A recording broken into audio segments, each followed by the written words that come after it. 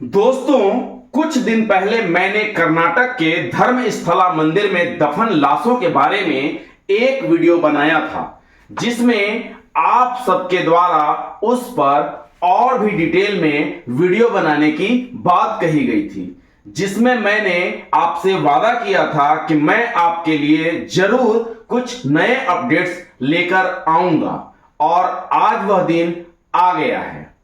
तो चलिए शुरू करते हैं आज का वीडियो। 15 कब्रें, एक गवाह और रहस्यमयी लाशें, धर्मस्थला की सच्ची कहानी। नमस्कार दोस्तों, मैं हूं चंदन और आज आप सुन रहे हैं एक ऐसी सच्ची दास्तान जिसने पूरे देश को सोचने पर मजबूर कर दिया है। ये कहानी है दक्षिण भारत के एक पवित्र माने जाने वाले स्थान की, कर्नाटक के धर्मस्थला की, जहां अब पवित्रता के पीछे एक भयानक सच दफन होने की आशंका है। यह सब शुरू हुआ एक ऐसे शख्स से जिसने जिंदगी भर चुपचाप सफाई का काम किया, लेकिन एक दिन वो सामने आया। उसके हाथ में थी एक खोपड़ी और दिल में दहशत। उसने पुलिस को बताया कि 1995 से 2014 के बीच उसे मजबूर किया गया सैकड़ों शवों को चुपचाप दफनाने के लिए। ये शव कौन थे, क्यों मारे गए और क्या ये वाकई में ये सब सच्चाई थी? कर्नाटक सरकार तो हिल ही गई। एक एसआईटी का गठन किया गया। कमान संभाली डीजीपी प्रणव मोहंती ने, एक सुलझे हुए अफसर जिनकी छवि साफ सुथरी मानी जाती है। उनके साथ डीआईजी, अनुचेत, आईपीएस, कई वरिष्ठ अधिकारी। पूरे कर्नाटक में जहां जहां हत्या या गुमशुदगी की अजीब घटनाएं हुई थी, सबकी फाइलें इस टीम को सौंप दी गई। सफाई कर्मचारी यानी शिकायतकर्ता ने 15 ऐसी जगहों की लिस्ट दी जहां उसने दावा किया कि लाशें दफनाई गई हैं। ज्यादातर जगहें नेत्रावती नदी के किनारे थीं। एसआईटी ने कहा, ठीक है, अब खुदाई शुरू करते हैं। 19 जुलाई से खुदाई शुरू हुई। साइट नंबर 1 की खुदाई मंगलवार दोपहर को शुरू हुई। बारिश, दलदली जमीन और नदी का बहाव। खुदाई तो मुश्किल थी। शुरू में हाथों से खुदाई हुई, फिर मशीन लाई गई। 15 फीट तक गहराई में खुदाई हुई, लेकिन कोई शव नहीं मिला। लेकिन शिकायतकर्ता के वकील ने दावा किया कि साइट नंबर 1 से एक लाल रंग का फटा हुआ ब्लाउज, एक पैन कार्ड और एक एटीएम कार्ड मिला है। महिला का नाम लक्ष्मी था, लेकिन यह वही लक्ष्मी थी जो पहले मारी गई थी या फिर कोई और? एसआईटी ने इस पर कोई आधिकारिक बयान नहीं दिया है। अगले दिन 30 जुलाई को खुदाई फिर शुरू हुई। साइट 2 से लेकर साइट 5 तक लगातार खुदाई मशीनें चलती रहीं। गवाह मौजूद भी रहा, लेकिन कहीं कुछ भी नहीं। कोई एक कंकाल, कोई एक हड्डी तक नहीं मिला। क्या गवाह झूठ बोल रहा है या वाकई वहां कभी कुछ था जो अब मिटा दिया गया है? शिकायतकर्ता के वकील ने अब एक नई लिस्ट जारी की है। हर साइट पर कितनी लाशें दफनाई गई थी। साइट नंबर 1 पर 200, साइट 2 पर 200, साइट 3 200, साइट 4-5 कुल 600, साइट 6-7-8 कुल 800, site 9 6-700, site 10 300, site 11 900, site 12 4-500, site 13 सबसे ज्यादा 100। लेकिन अभी तक सिर्फ 5 साइट खुदी हुई है और सभी में शून्य। जब गवाह पहली बार पुलिस के पास गया था, वो एक इंसानी खोपड़ी लेकर गया था। उसने दावा किया कि उसने चोरी छिपे खुदाई करके उसे निकाला था। लेकिन जब एसआईटी ने पूछा ये खोपड़ी कहां पर से लाए हो, तो वो जवाब नहीं दे सका। क्या ये कहानी झूठी है या सच्चाई इतनी गहरी दफन है कि खुदाई भी बेबस है। इस बीच एक और खबर आई, एसआईटी के चीफ डीजीपी प्रणव मोहंती को सेंटर में ट्रांसफर किया जा रहा है। क्या यह महज एक संयोग है या किसी सच्चाई को दफनाने की कोशिश? राज्य सरकार ने केंद्र से कहा है जांच पूरी होने तक मोहंती को यहीं रहने दिया जाए, लेकिन यह फैसला अब दिल्ली के हाथ में है।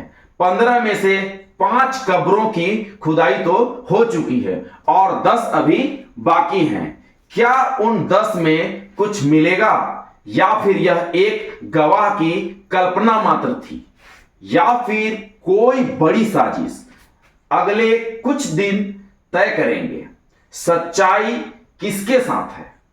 दोस्तों, ये कोई काल्पनिक कहानी नहीं है, ये एक सफाई कर्मचारी की आत्मा की पुकार है।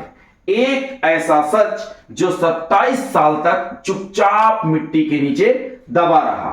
क्या यह सच कभी उजागर होगा या ये मिट्टी ही इसका कफन बनकर रह जाएगी? इंतजार कीजिए अगली खुदाई तक। तो दोस्तों, ये थी धर्मस्थला की वो कहानी जो अभी भी अधूरी है, लेकिन इससे जुड़े कुछ सवाल हैं जिनके जवाब हर उस नागरिक को सोचने चाहिए जो एक संवैधानिक लोकतंत्र में जी रहा है। आइए मिलकर इन सब सवालों को पूछें और जब तक जवाब ना मिले तब तक चुप न बैठें। मैंने अपनी ओर से कुछ सवाल और उनके जवाब बनाए हैं। आप इससे सहमत हैं या असहमत हैं? कृपया कमेंट में जरूर बताइएगा। तो चलिए प्रश्न उत्तर शुरू करते हैं। प्रश्न 1, अगर किसी सफाई कर्मचारी ने 27 साल बाद यह खुलासा किया कि उसने सैकड़ों लाशें दफनाई हैं, तो वह इतने सालों तक चुप क्यों रहा? इसका उत्तर जान लेते हैं। डर, दबाव, सामाजिक हैसियत और रोजगार की मजबूरी ऐसे कारक हो सकते हैं कि उसने सालों तक चुप्पी साधे रखी। भारत जैसे देश में गरीब वर्ग के लिए आवाज उठाना आसान नहीं होता है। प्रश्न दूसरा, अब जब खुदाई में लाशें नहीं मिल रही हैं, तो क्या यह मामला झूठा है? नहीं, यह तो नहीं कहा जा सकता। भारत में सबूत मिटाना कोई असंभव कार्य तो नहीं है। हो सकता है कि सालों पहले दफनाई गई लाशें अब पूरी तरह मिट चुकी हों या किसी ने उन्हें जानबूझकर वहां से हटा दिया हो। प्रश्न क्रमांक तीसरा, क्या यह मामला एक गवाह की सनक है या इसके पीछे कोई संगठित साजिश है? जांच के निष्कर्ष ही अंतिम सत्य हो पाएंगे, लेकिन जिस गंभीरता से एसआईटी बनाई गई है और जिस प्रकार की तैयारी से खुदाई हो रही है, उससे मामला सिर्फ सनक का तो नहीं लगता। प्रश्न चौथा, अगर यह सच्चा मामला है तो इन कथित हत्याओं के पीछे कौन हो सकता है? शिकायतकर्ता का आरोप है कि यह धर्म से जुड़ी गतिविधियों के दौरान हुआ है, लेकिन अभी तक कोई व्यक्ति या कोई संस्था आरोपी के रूप में सामने नहीं आया है। यह तो जांच का एक हिस्सा है। एसआईटी प्रमुख का ट्रांसफर क्यों हो रहा है जब जांच बीच में है? तो यह सवाल सबसे गंभीर है। क्या यह एक संयोग है या जांच को बाधित करने की कोशिश? इस पर जनता और मीडिया दोनों की नजर बनी रहनी चाहिए। प्रश्न छठवां, अगर 15 कब्रें सच में हैं, तो क्या यह भारत की सबसे बड़ी सामूहिक हत्याओं में से एक मामला बन सकता है? उत्तर, हां। अगर यह दावा सही साबित होता है तो यह मामला जालियांवाला बाग या नरमेद जैसी घटनाओं की तरह भारतीय इतिहास में दर्ज हो सकता है। प्रश्न सातवां, क्या धर्म और अध्यात्म के नाम पर हो रहे कृत्यों की जांच होनी चाहिए? बिल्कुल बिल्कुल होनी चाहिए। धर्म कभी भी इंसानियत से ऊपर नहीं हो सकता। अगर पवित्र स्थानों पर अमानवीय कृत्य हो रहे हैं तो इसकी भी निष्पक्ष जांच जरूरी है। प्रश्न क्रमांक 8वां, क्या सरकार निष्पक्ष जांच कर पाएगी?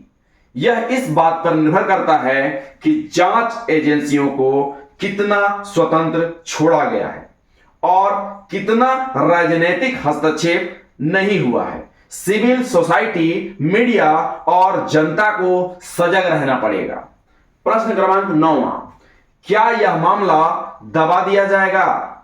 इसका उत्तर है भारत में कई ऐसे मामले शुरू हुए लेकिन बाद में सबूतों के अभाव में ये बंद हो गए। ये मामला भी वैसी दिशा में न चला जाए, इसलिए जन जागरण और मीडिया की भूमिका बहुत ही अहम है।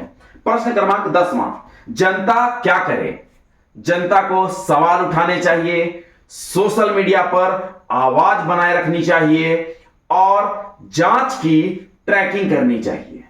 सच्चाई तभी तो बाहर आ पाएगी जब हम उसे बाहर लाने में अपनी रुचि दिखाएंगे।